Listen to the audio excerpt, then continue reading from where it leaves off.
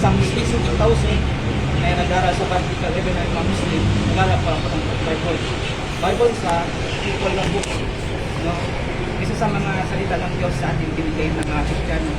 May mga sekta, iba't ibang sekta ng mga Kristiyano. Sinabi ni Jesus sa Lucas na mayroong isang lalaki na lumapit sa kanya. Oh, Jesus, anong ang iyong reliyon? Ay sabi niya, is my father the will of my father. Ibig sabihin, ang sumusunod sa utos ng Panginoon ay matawag na Muslim, hindi sa angkan, hindi sa mga tribo natin. Pwede yung tao sumusunod sa utos ng Panginoon, isang Muslim. Compare natin sa Bible. Sabi ni Jesus, nawawat ko't katulad, pinapatan yung bilang ako isang tao.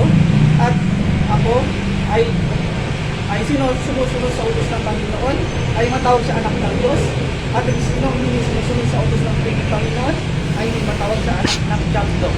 Even sa mga babies, we believe as a Muslims, wala silang kasalanan. Sila ay mga sabi sa loob ng Bible, ang may sabi sa Ezekiel 8 verse 22, ang kasalanan ng ama ay hindi maging kasalanan ng anak. Ang kasalanan ng anak ay hindi maging kasalanan ng ama. Even sa mga animals, ay we consider they are Muslims. Even dahil sabi sa loob ng Bible, bakit kami mga Muslim hindi kumakain ng mga haram?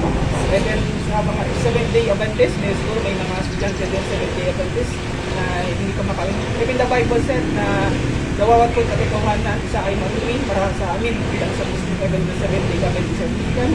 At sinabi din ng Allah na ang mga ikanto, ginawa ko rin sila para ako paniwalaan. At sino man lumika sa mga ikanto, sila ay mga si Allah at sila ay matawag na Muslim.